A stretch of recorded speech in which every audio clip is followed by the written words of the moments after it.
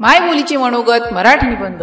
तुझी आठवण येते तेव्हा माझ्या अंतर्मनात एक गंभीर, मधुर आणि काहीसा दुखावलेला आवाज उमटतो। तो आवाज म्हणजे मीच, तुझी मायबोली। तू मला विसरली आहेस का? तू ज्या जमिनीत रुजली, ज्या आईच्या ममतेने वाढली, त्या सगळ्यांची साक्ष मी आहे। मी केवळ शब्दांचा संच नाही, तर तुझ्या आयुष्याचा पहिला हाका, पहिल्या हसण्याचा आवाज, पहिल्या अश्रूची भाषा आहे।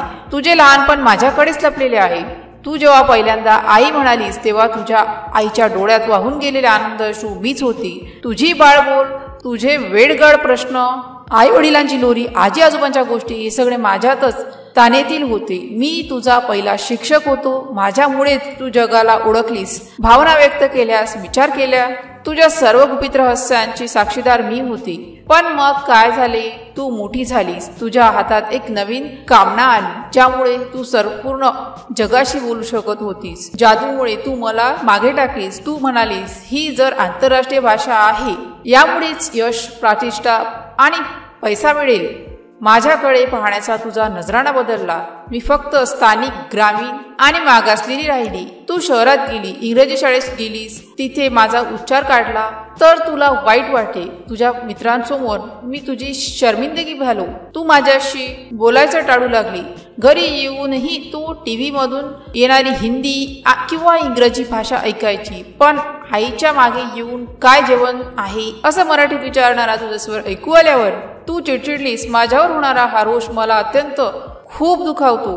तू तर फक्त एक नमुना आहे। असे कितीतरी तुझे साथीदार आहेत, जे मला मागे सरून पुढे जात आहे। माझ्या आजच्या पिढीच्या बोलण्यात माझे शब्द क्वचित ऐकता येतात। Hi mummy, thank you papa, I am tired, अशा तुकड्यांनी भरलेली एक विलक्षण भाषा तू बोलू लागलीस। माझी शुद्धता, माझी माधुर्य, माझे अलंकार हरवत चालले आहेस। मला वाटतं तू हे विसरतेच की मी ही केवळ भाषा नाही, मी तुझी ओळख आहे, तुझा इतिहास आहे। माझा प्रत्येक शब्द तुझ्या पूर्वजांचे स्वप्न, त्यांचे संघर्ष, त्यांचे आनंद कोरलेले आहेत। संत ज्ञानेश्वर, तुकाराम यांच्या अभंगवाणी, पु ल देशपांडे यांच्या विनोदाची छटा, कुसुमाग्रजांची कविता, विजय तेंडुलकरांचे संवाद, हे सगळे मीच आहे। मी गंमत करते, प्रेम करते, ओरडते आणि जीवनाचा अर्थ सांगते। पण आज मी एकाएकी पडली आहे। शाळा, कॉलेज, ऑफिस यांना मला दुय्यम दर्जा दिला आहे। जिथे माझा अधिकार असायला हवा, तिथे माझी उपेक्षा होते। मुलांना मी शिकवण्याऐवजी त्यांना रट्टमाकड बनवलं जातं। माझ्या साहित्याचा, माझ्या कलेचा आदर कमी होत चालला आहे। तू म्हणालीस, पण तर हे जगाचं चालणं आहे, प्रगतीसाठी हे करावं लागतं। पण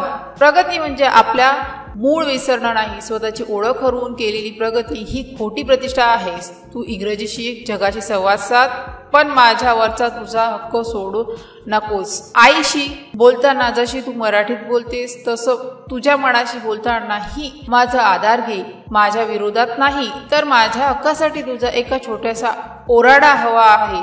मला जगवण्यासाठी फक्त एवढं पुरेसं आहे की तू माझ्याशी अभिमानाने बोल। तुझ्या मुलांना माझ्या गोष्टी सांग आणि जगाला सांग की हो, मी मराठी आहे आणि मला माझी मायबोलीचा अभिमान वाटते। मी मरायची नाही, मी फक्त तुझ्या प्रेमाची, तुझ्या आठवणीची भुकेली आहे। तू जर थांबून माझ्याकडे पाहिलंस, माझ्याशी बोललेस, तरच मी पुन्हा एकदा तुझ्या जीवनात अमृत ऋषीच्या धारेसारखी होऊ शकेल, कारण माझ्यातच तुझं संपूर्ण अस्तित्व समावले आहे। मी तुझी आवाज आहे, तुझी आत्मा आहे, मी तुझी मायबोल आहे, तुझी मराठी मायबोल। जर या पोस्टशी संबंधित काही गोंधळ असेल किंवा आपल्याला अशा कोणत्याही विषयाची माहिती हवी असेल तर कृपया खालील दिलेल्या कमेंट बॉक्सद्वारे आपले प्रश्न आम्हाला विचारू शकता। या पोस्टशी संबंधित आणखीन काही प्रश्न असतील, आपण आम्हाला ते देखील सांगू शकता की आम्ही त्या समस्या नक्कीच सोडवू।